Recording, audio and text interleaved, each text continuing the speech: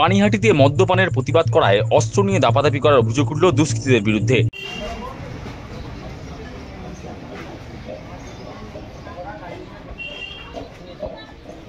মদ্যপানের প্রতিবাদ করায় অস্ত্র নিয়ে দাপাদাপি করার অভিযোগ উঠল দুষ্কৃতীদের বিরুদ্ধে। খড়দা থানার পানিহাটি পুরসভার 16 নম্বর ওয়ার্ডের বালকসংঘ এলাকার ঘটনা। অভিযোগ, মঙ্গলবার সকালে ক্লাবের সন্নিকটে 3 দুষ্কৃতী মদ্যপানের আসর বসায়। মদ্যপানের সঙ্গে ওরা গালাগালি করেছিল। এলাকার বাসিন্দারা বাড়ির বাইরে বেরিয়ে এসে মদ্যপানের প্রতিবাদ করেন। পাড়ার লোকজন জমায়েত হতেই মদ্যপানের আসরে থাকা 3 জন এলাকা ছেড়ে চলে যায়। পল্লী কমিটির সম্পাদক তপন রায় বলেন, এলাকার মানুষজন ঐক্যবদ্ধ হয়ে প্রতিবাদ করাতেই ওরা চলে যায়, কিন্তু পাড়ার লোকজনকে ভয় দেখাতে 10-15 মিনিট বাদে ফের একজন হাতে অস্ত্র নিয়ে ঢুকে দাপাদাপি করতে থাকে। খড়দা থানার পুলিশ ঘটনাস্থলে আসার আগেই দুষ্কৃতীরা এলাকা ছেড়ে চম্পট দেয়। পুলিশ দুষ্কৃতীদের খোঁজ চালাচ্ছে। ব্যাপারটা হচ্ছে, আজকে সকালে আধ ঘন্টা আগে, এখন থেকে আধ ঘন্টা আগে, আমি হঠাৎ একটা পাড়ার থেকে ফোন পাই। আমি বাড়িতে ছিলাম, যে পাড়ার মধ্যে ক্লাবের ঠিক সামনে লাইট পোস্টের নিচে 3 জন ছেলে ছিল। তারা অকথ্য ভাষায় গালাগালি করছে এবং ওখানে দাঁড়িয়ে ওপেন মদ খাচ্ছে। তা আমি বললাম ঠিক আছে, আমি আসছি। এসে আমি দেখি 3 জন ওখানে দাঁড়িয়ে ছিল। আমি চিনি না সেই 3 জনকে। একজনকে চিনি, যে ওখানে মাংসের দোকানে কাজ করে।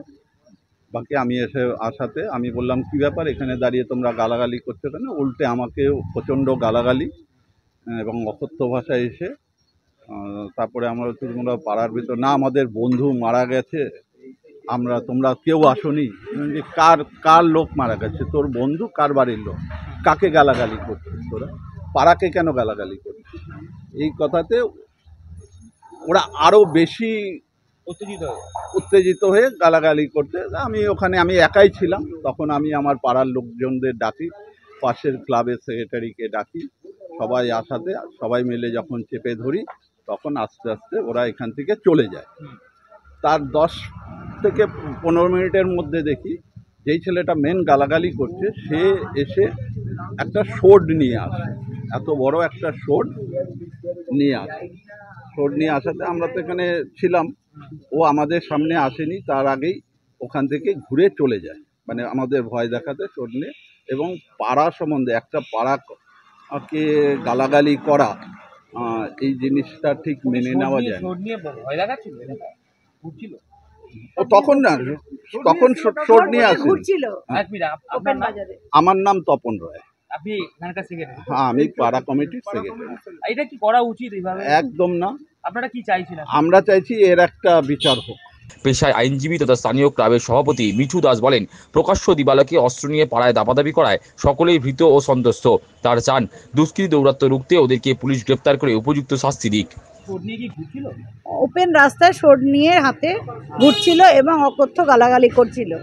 এটা আপনারা কতটা আতঙ্কিত? যে কোনো মুহূর্তে তো কারণ আমরা পাড়ার প্রত্যেকেই আতঙ্কিত, ভীত, সন্ত্রস্ত।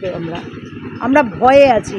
এই রকম ঘটনা দিনের বেলা প্রকাশ্য দিবালোকে আমাদের এই পাড়ায় এটাই প্রথম। আমরা কোনোদিন দেখিনি এই ধরনের ঘটনা। ছেলেটা কোথাকার? ছেলেটা যেটা শুনতে পাচ্ছি, আমি তাকে চিনি না পার্সোনালি, অন্যান্যরা যারা চেনে তারা বলছে ওর নাম বিশ্ব এবং ও অটো চালায়।